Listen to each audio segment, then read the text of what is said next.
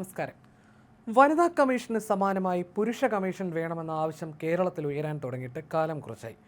ഈ ആവശ്യം ഉയർത്തുന്നവരുടെ നേതാവ് രാഹുൽ ഈശ്വറാണ്. പക്ഷേ രാഹുലിനെ കളിയാക്കാനും ട്രോളാനുമൊക്കെയാണ് കൂടുതൽ പേരും പൊതുവെ രംഗത്തെത്താറുള്ളത്. എന്തായാലും രാഹുലിന് പ്രതീക്ഷ നൽകുന്ന ഒരു വാർത്തയാണ് നോർത്തേൺ അയർലൻഡിൽ നിന്നും ഉയരുന്നത്. രാഹുൽ ഉയർത്തുന്ന സമാനമായ ഒരു ആവശ്യമാണ് അവിടെ നിന്ന് പുറത്തു വരുന്നത്. ഗാർഹിക പീഡനത്തിന് ഇരയാകുന്ന പുരുഷന്മാർക്കായി അടിയന്തരമായി പ്രത്യേക അഭയകേന്ദ്രങ്ങൾ ആരംഭിക്കാൻ ഫണ്ട് അനുവദിക്കണമെന്ന് നോർത്തേൺ അയർലൻഡിൽ നിന്ന് ആവശ്യമുയരുകയാണ്. അതിക്രമങ്ങൾ സഹിക്കവയ്യാതെ വീടുകളിൽ നിന്ന് ഇറങ്ങി വരേണ്ടി വരുന്ന പുരുഷന്മാർ ഉപേക്ഷിക്കപ്പെട്ട കടകളിലും കാറുകളിലും കാടുകളിൽ ടെൻ്റ് അടിച്ചും താമസിക്കേണ്ട ദയനീയ സാഹചര്യമാണെന്ന് പുരുഷാവകാശ സംഘടനയായ മെൻസ് അലയൻസ് NI വ്യക്തമാക്കുന്നു. വിഷയത്തിൽ അടിയന്തര ഇടപെടൽ ആവശ്യപ്പെട്ട് മെൻസ് അലയൻസ് ഭാരവാഹികൾ ആരോഗ്യമന്ത്രി മൈക്ക് നെസ്ബിറ്റുമായി കൂടിക്കാഴ്ച നടത്തി. നീതിന്യായ വകുപ്പ്, കമ്മ്യൂണിറ്റീസ് വകുപ്പ് പ്രതിനിധികളും ചർച്ചയിൽ പങ്കെടുത്തു. 2024-2025 കാലയളവിൽ നോർത്തേൺ അയർലൻഡിൽ പോലീസിൽ രജിസ്റ്റർ ചെയ്ത ഗാർഹിക പീഡന കേസുകളിൽ 5747 എണ്ണത്തിലും ഇരകൾ പുരുഷന്മാരാണ്. അതായത് ആകെ രജിസ്റ്റർ ചെയ്യപ്പെട്ട കേസുകളുടെ 1/3 പുരുഷന്മാർക്ക് നേരെയുള്ള അതിക്രമങ്ങളാണ്. പീഡനം സഹിക്കാനാവാതെ സ്വന്തം വീട് ഉപേക്ഷിച്ചിറങ്ങുന്ന പുരുഷന്മാർക്ക് നിലവിൽ സുരക്ഷിതമായ മറ്റു മാർഗങ്ങളൊന്നുമില്ലെന്ന് മെൻസ് അലയൻസ് ചെയർമാൻ കാരി ബാക്സ്റ്റർ BBC റേഡിയോയോട് പറഞ്ഞു. ഉപേക്ഷിക്കപ്പെട്ട കടകളിലും കാറുകളിലും കാടുകൾക്ക് നടുവിലെ ടെൻറ്റുകളിലും കഴിയേണ്ടി വരുന്ന പുരുഷന്മാരുണ്ട്. 2026 പോലും അവർക്കൊരു തല ചായ്ക്കാൻ ഇടം നൽകാൻ നമുക്ക് സാധിക്കണം.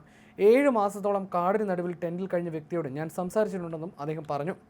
സിംഗിൾ പുരുഷന്മാരായതിനാൽ ഭവനരഹിതരുടെ പട്ടികയിൽ ഇവർ ഏറ്റവും പിന്നിലേക്ക് തള്ളപ്പെടുകയും ഒടുവിൽ ലഹരി ഉപയോഗവും കുറ്റകൃത്യങ്ങളും നിറഞ്ഞ ജനറൽ ഷെൽട്ടറുകളിൽ അഭയം തേടാൻ നിർബന്ധിതരാവുകയും ചെയ്യുന്നു. പീഡനത്തിൽ നിന്ന് രക്ഷപ്പെട്ട പുരുഷന്മാർ ഹൗസിംഗ് എക്സിക്യൂട്ടീവിൻ്റെ സഹായം തേടുമ്പോൾ കൂടെ കുട്ടികളില്ലാത്ത ഒറ്റയ്ക്കുള്ള പുരുഷന്മാർ എന്ന നിലയിൽ മുൻഗണനാ പട്ടികയിൽ ഏറ്റവും പിന്നിലാകുന്ന അവസ്ഥയാണുള്ളത്. ഇതിൻ്റെ ഫലമായിട്ട് അവർ ലഹരി വിമുക്തരല്ലാത്ത ഭവനരഹിതർക്കായിട്ടുള്ള ഷെൽട്ടറുകളിലേക്ക് പോകേണ്ടി വരികയാണ്.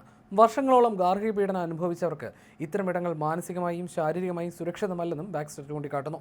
പ്രത്യേകിച്ച് പിതാക്കന്മാരായ ആളുകൾക്ക് തങ്ങളുടെ കുട്ടികളെ കൊണ്ടുവരാനോ അവർക്കൊപ്പം സമയം ചെലവഴിക്കാനോ ഒരു ഇടമില്ലാതെ വരികയും കുട്ടികളിൽ നിന്ന് അകറ്റപ്പെടുന്ന അവസ്ഥ ആരംഭിക്കുകയും ചെയ്യുന്നത് അവരുടെ ജീവിതത്തെ കൂടുതൽ തകർച്ചയിലേക്കും എത്തിക്കും.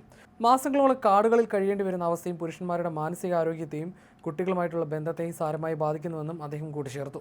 സ്ത്രീകൾക്കായിട്ടുള്ള അഭയകേന്ദ്രങ്ങളുടെ ഫണ്ട് വെട്ടിക്കുറയ്ക്കണമെന്ന് തങ്ങൾ ആവശ്യപ്പെടുന്നില്ലെന്നും സ്ത്രീകളുടെ സുരക്ഷയ്ക്കുള്ള സേവനങ്ങൾ അതേപടി നിലനിർത്തിക്കൊണ്ട് തന്നെ പുരുഷന്മാർക്കായി പ്രത്യേക അഭയകേന്ദ്രം ആരംഭിക്കാൻ അധിക ഫണ്ട് അനുവദിക്കണമെന്നതുമാണ് അദ്ദേഹം ആവശ്യപ്പെടുന്നത്. ഇത്തരം കാര്യങ്ങളിലൂടെ കടന്നു പോകാൻ ഈ പുരുഷന്മാർ നിർബന്ധിതരാകേണ്ട കാര്യമേ ഇല്ല. ഇത് അവരുടെ ജീവിതത്തെ എങ്ങനെയാണ് ബാധിക്കുന്നതെന്ന് ചിന്തിച്ചിട്ടുണ്ടോ? ഇത് അവരുടെ മാനസികാരോഗ്യത്തെ ഗുരുതരമായി ബാധിക്കുന്നുണ്ട്. പ്രത്യേകിച്ച് പിതാക്കന്മാരായ ആളുകൾക്ക് കുട്ടികളിൽ നിന്ന് അകലുമ്പോഴും അവരുടെ മാനസികാവസ്ഥ വല്ലാതെയാകുന്നു. ഇന്നത്തെ കാലത്ത് അവർക്ക് സുരക്ഷിതമായ താമസ സ്ഥലവും സംരക്ഷണം നൽകാൻ സാധിക്കുന്ന ഒരു അവസ്ഥയിൽ നമ്മൾ ഉണ്ടാകേണ്ടതുണ്ട് എന്നും അദ്ദേഹം ചൂണ്ടിക്കാണിക്കുന്നു.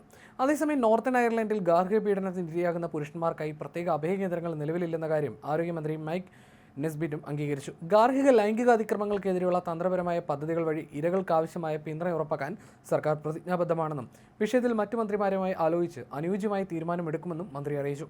ജസ്റ്റിസ് ഡിപ്പാർട്ട്മെന്റും പുരുഷന്മാർക്കായി പ്രത്യേകം രൂപകൽപ്പന ചെയ്ത അടിയന്തര താമസ സൗകര്യങ്ങളുടെ അഭാവം പലരെയും ഭവനരഹിതരാകാനും ഒറ്റപ്പെടാനും ചിലപ്പോൾ അത് വീണ്ടും പീഡന അന്തരീക്ഷത്തിലേക്ക് മടങ്ങിപ്പോകാനും നിർബന്ധിതരാകുന്നുവെന്നും അംഗീകരിച്ചു. ഹെവൻ ഫോർ മെൻ പദ്ധതിയുടെ ലക്ഷ്യം ഗൗരവത്തോടെ പരിഗണിക്കുന്നതായും ഇത്തരമൊരു സേവനം പ്രാവർത്തികമാക്കുന്നതിനുള്ള സാധ്യതകൾ വിവിധ ഏജൻസികളുമായി ചേർന്ന് പരിശോധിക്കുമെന്നും വകുപ്പ് വ്യക്തമാക്കി.